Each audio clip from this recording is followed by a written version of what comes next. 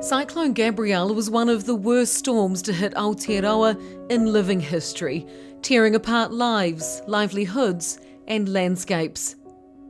Killing 11 people and causing over $13 billion of damage. It resulted in the redzoning of over 1,000 homes nationwide. It's been life-changing. Pure upheaval. Having to fight a battle that I shouldn't have to fight against a bureaucracy that just plain doesn't care. Daniel Gale owns the Eskdale Holiday Park in Esk Valley in Hawke's Bay.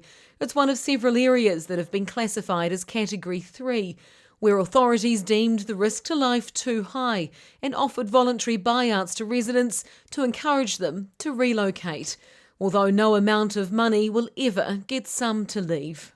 We want our lives back. That's what we want. So the last 2 years have been incredibly tough.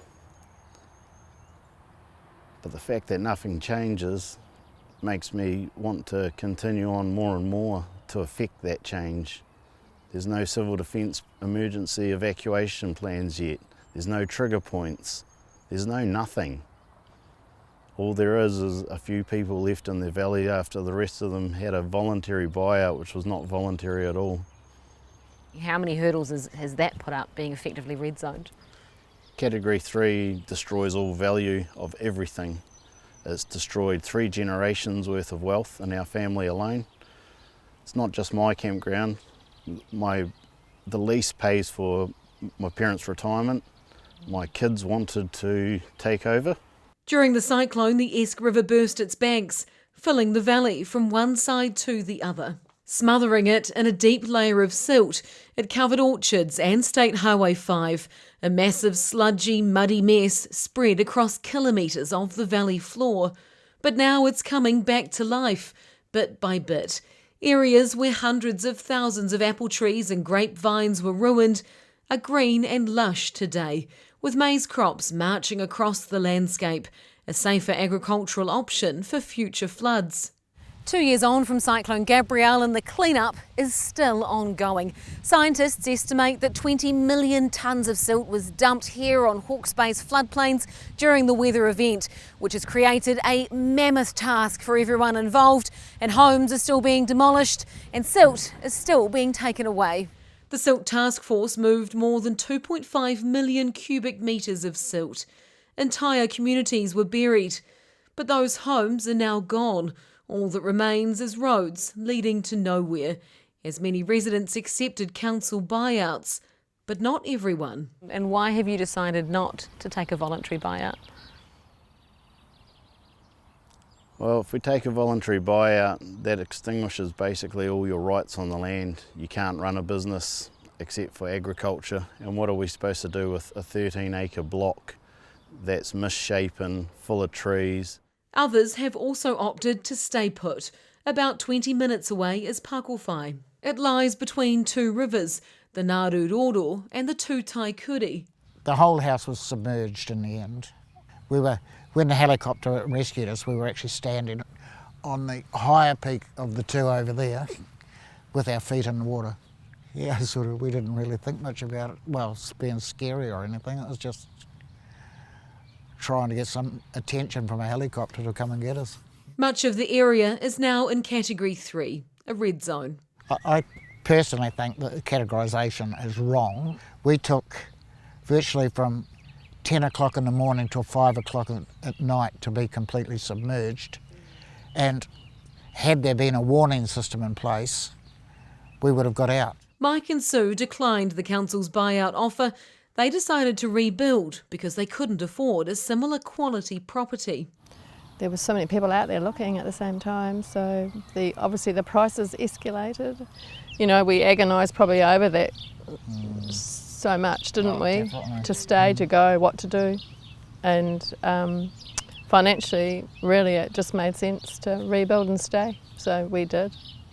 Because this land's in Category 3 and you've decided to rebuild, what does that mean? Do you have insurance? Do you have any protection? We have no insurance. Nobody will insure us at this stage. We have tried to to get just fire insurance or damage insurance, but nobody will even give us that. But they will insure all our vehicles to be on the same property. How does it feel living back here? Like, do you feel nervous or? I think if it was torrential rain and we were forecast that it was going to stay around for a couple of days, I might like to hop in the motorhome and just wander off, possibly. However, some red-zoned residents are in a different boat. Steve Wheeler is demolishing his house and moving on. We can never live here again. That's part of it. The caveat is now on the ground, but we still own it. So we pay the rates, we do all the bits and pieces. It is still ours. We still have to take care of it. We bought another property, so we're now very, very high. We're now up at the highest point on the new block is 209 metres above sea level. How hard was it to accept that this is Category 3 and you could never live here again?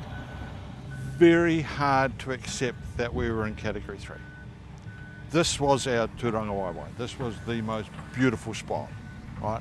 Fantastically big gardens, huge rose gardens, regarded as Liz had made one of the finest gardens in the valley. That's gone. So we simply have to accept it and we have to move ahead. We can't dwell in the past.